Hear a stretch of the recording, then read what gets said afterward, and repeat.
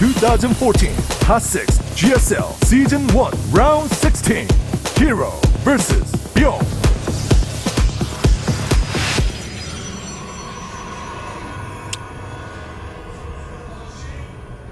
So, the worst part about losing a game like that, if you're someone like Bbyong, is that we never got to see what he really had in store for us in that game. Yeah.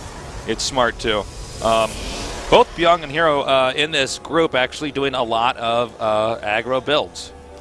Yeah, that's true. Bbyong is kind of the mid-game, tempo-based pressure play with Widow Mines, whereas Hero in the PvP was aggressive extremely early with Blink, and then in that last game just one-basing on a map where almost nobody would one-base. Yeah. And position-wise, it worked out for him, too. It's interesting. I've really gained a lot of respect for Bbyong. I see it much better now why he's been able to get this far and why he might even get to the round of 8 is because he's a do-all Terran. Yeah. This guy knows how to cheese. He knows how to do those SCV all-in timings. He knows how to play a very standard game. He knows how to recover from failed, aggressive builds early on. He knows how to close out aggressive builds early on. So he'll CC first on a 4-player map that's small enough to where that's still a little bit risky on the low ground.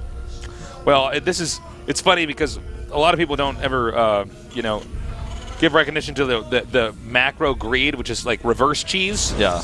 It's basically saying that not only are you not cheesing me, but you're absolutely not going to do anything aggressive early on. So I'm going to do something the opposite of cheese is just pure greed.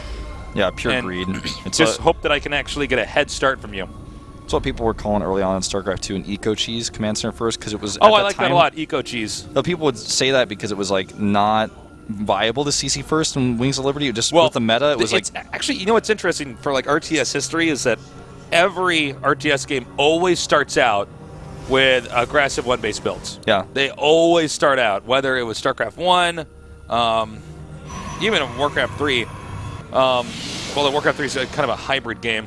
But, look, at any RTS game, it's always aggressive builds. Then as the game gets figured out, suddenly people start doing the fast expands. Then when it gets even more figured out, that's when we see when people are sneaking out triple expands. Zerg's going 3-hatch. And that's as the metagame develops because you always want to be... overall, in most of your games you're playing, leaning towards greedier builds or builds that allow you to get to the next few minutes with some kind of a head start in there. Yeah, if it's an economy-based RTS, that's always going to be the way.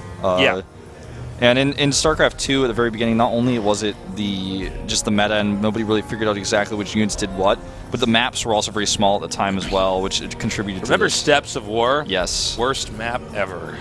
That map had... That was a map where if you're Zerg, they just leave your base. You're like, oh, well, I just already made some drones. I guess I'm dead. Yeah. That map was like, oh, God. That map, like, for scale, guys, if you look at the map we're on, like, about the hero's base to the watchtower. It's like... Yeah, it was pretty tiny. It's funny because, actually, one thing I love is that the Korean map makers came in here, and they made a lot more maps that look like the old Brood War maps. Yeah. And that's really where you get balanced games. An RTS can be completely imbalanced if it's not on the right kind of map. It's true. Well, he's going Blink again here, Tasteless. Oh, dude. This time on 2-base. Okay, now Pretty meta. Let's see how well this actually works. Sometimes the best cheese to do is the exact same cheese again. He sees it. Ooh. That was How a does nice he respond? scan. I mean, he doesn't see any Chrono Boost. He doesn't know it's researching necessarily. Well, I think he does. I think he's... Let's see. This is different, though, from, the build we saw before, but, the same theme that we see here. Just getting that blink. Now we have Stim coming up here. Stim really makes Blink a lot less effective once it's done. 2 bunkers already being made. Here come the gateways. He's really going to commit to this. What I wonder is, will he do something similar where he just... Because he doesn't have to attack in, right? Let's say he says, oh, wait a minute, you have bunkers here. He might make some bunkers in his main. That's what he did in the first series. Yeah. Then what he can do is actually wait outside the Terran's base and then expand again or tech up. I don't know if he'll do that. Because he's committing so many gates, but he starts probes again. Also, when you get builds like this, it's really about the control, too. Okay, so Stim is still a ways off. Blink is very close to finishing. This is a great timing here. He sees the Stalker, sees the probe. And there's a big area of surface actually to the right side of the Terran's main where there's nothing there. Okay, I don't know if this is going to work. I think that he might just be too prepared.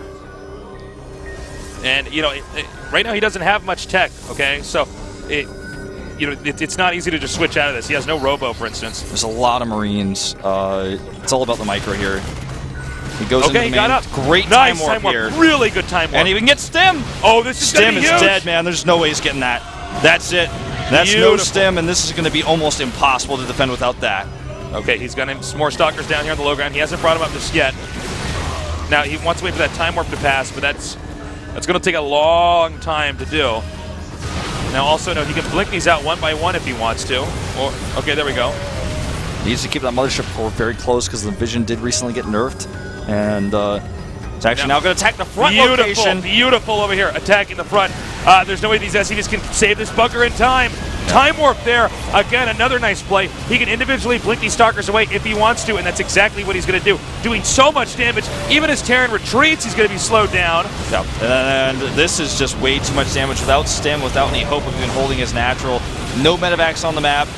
And that Widow Mine is desperate measures. Desperate times call for desperate measures, but I think Hero has done this. He's doubling the supply now. And there's Bbyong. You know, it ends with the blink. GG. The rematch, he just goes for a blink. He does not want to play a long game against Bbyong. That was a much shorter series than I expected. Yeah, this. I did not. Honestly, I thought it was going to be like go into the third game. We'd have long epic battles, Vikings versus Colossus, stuff like that. You know what's funny not this time. It's this long-standing debate, especially in Korea, about whether Protoss is too strong against Terrans started with Blink. And now in some ways, like the last Terran player who falls, it kind of ends with Blink as well. He wins in the first series using standard play against macro-oriented style from Hero. Well, Hero puts on the Blink, man. Well, you know, let's talk about that. It's an interesting concept because, okay, it's not just Blink. I mean, there's not much you can do against somebody who's just good with Blink. Yeah. If they have decent Blink control, I don't even think that's that hard to have. There's not much you can do. You can just blink away. You can blink on top of them. If the Terran makes too much of a mistake, you can punish them in that way as well. Yeah. And also force fields. Force fields are tough. Time warp. I mean, as Artosis, a cast that we did a while ago, was referring to them as like the map maker unit. Yeah. You know, because you could just all of a sudden be like, no, there's no ramp. You make artificial structures, basically. Yeah. You just create objects in the middle.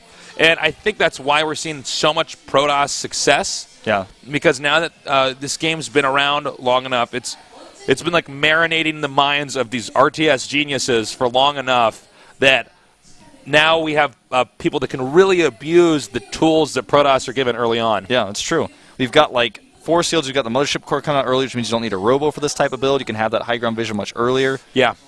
Just these little things. Mothership core is something that's incredibly strong too. Yeah. I mean, it's a fix-all tool early on.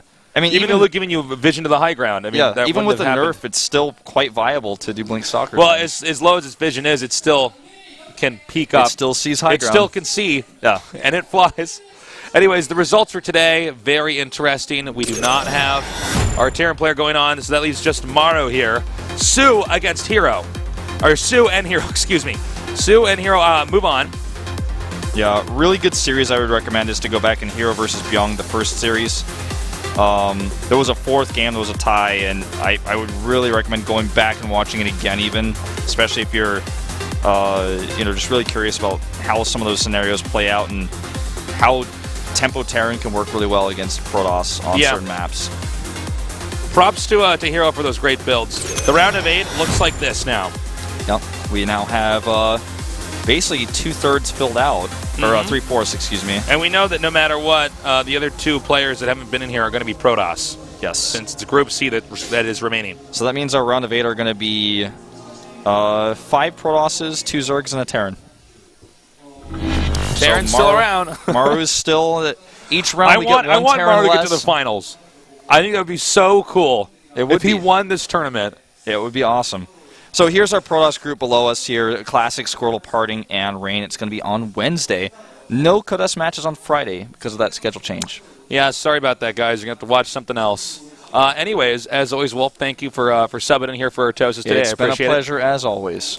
And guys, thank you for tuning in and watching. Again, we'll be back on Wednesday, same time, same place. That does it for tonight. We love you, and we'll see you later.